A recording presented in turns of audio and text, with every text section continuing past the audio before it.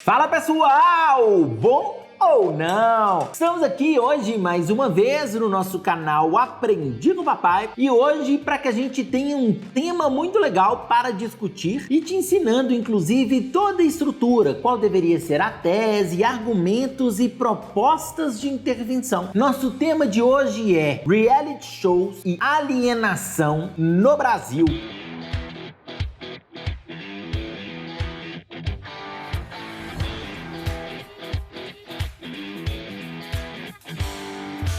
Você acha que esses reality shows têm realmente a capacidade de alienar a população? Por que sim? Por que não? Como eles podem de fato alienar? A gente vai discutir sobre tudo isso no vídeo de hoje. Lembrando, claro, para você clicar no sininho para as notificações, para você se inscrever no canal e depois me adiciona lá no Instagram com o mesmo nome, Aprendi com Papai, para que a gente possa também continuar a nossa conversa. Bom, em primeiro lugar, gente, em relação a esse tema, a tese mais interessante seria sim a tese que você afirmaria, que os reality shows, eles podem ser sim responsáveis pela alienação. Claro, gente, quando você pensa e quando você enxerga a maneira que a população se comporta em relação a esses programas, você sabe que muitas vezes os indivíduos acabam se esquecendo de determinados problemas da realidade. E esse seria o nosso primeiro argumento. Você pode discutir, por exemplo, falando que a partir do momento que a mídia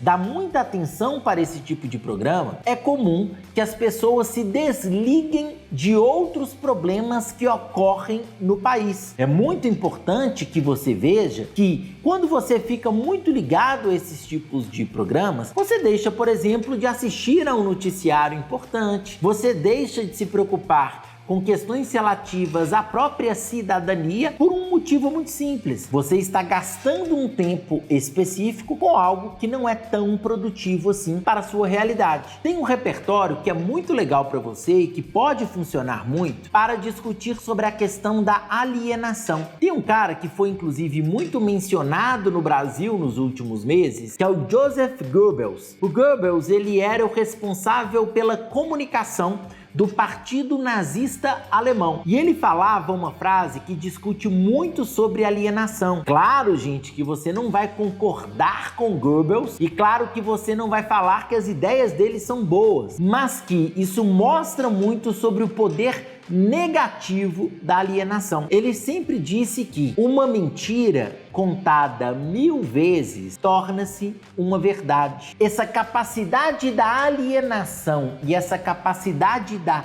repetição de um determinado processo para gerar alienação tem muito a ver com o que a mídia faz com o próprio cidadão brasileiro. A mídia, ao omitir ou a mostrar demais determinadas informações, ela acaba fazendo com que a população perca o foco em questões sociais importantes. E é basicamente uma ideia que o próprio nazismo tinha. Então é muito interessante que você traga esse tipo de repertório para o seu texto. Outra coisa muito legal é que você traga exemplos, né? Você pode, como repertório sociocultural, citar o que acontece, né, certamente no reality show da TV aberta mais famoso no Brasil, que é o Big Brother. Se você acompanha o Big Brother, você pode citar exemplos de situações que são problemáticas e que puxaram muito a atenção do público. Você pode mostrar como esse programa gera problemas aos indivíduos e servem também como uma forma de alienação, beleza? Outra coisa muito legal para você colocar no seu texto como repertório é o artigo 220 da Constituição Brasileira. O artigo 220, ele discute sobre a comunicação e ele fala a importância da liberdade de expressão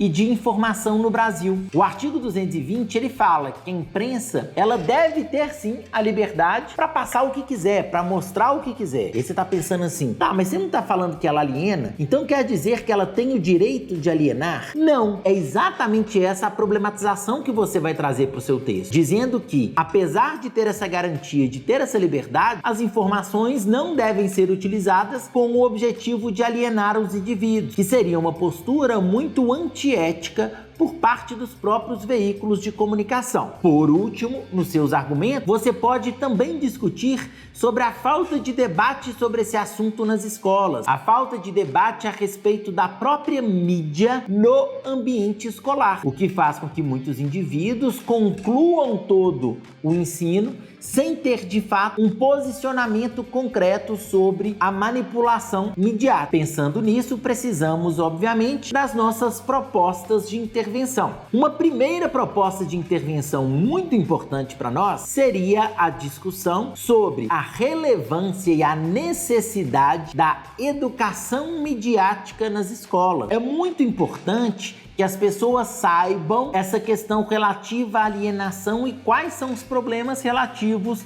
à mídia no próprio ambiente escolar. Isso deve ser feito, deve ser colocado em prática por parte do próprio governo federal, beleza? Uma segunda proposta muito importante é que haja propagandas realizadas pelo próprio governo federal alertando sobre os perigos relativos à manipulação dos veículos de comunicação. Essas propagandas, elas podem acontecer nos próprios veículos, alertando a população em relação à maneira que ela utiliza das informações oferecidas, mostrando sobre a importância de não ficar focado somente em programas de entretenimento, mas a importância dos noticiários para formar cidadãos mais críticos. Por último, é importante também que o governo consiga oferecer um incentivo aos veículos de comunicação que oferecem um conteúdo mais educativo. Um incentivo, quando a gente pensa no governo, obviamente, uma redução de impostos para os veículos de comunicação que apresentam um conteúdo mais educativo para a população. Isso faria com que esses veículos tivessem um interesse maior também em modificar a própria grade de comunicação. Beleza, pessoal? Espero que você faça um excelente texto. Um grande abraço, até a próxima e tchau, tchau.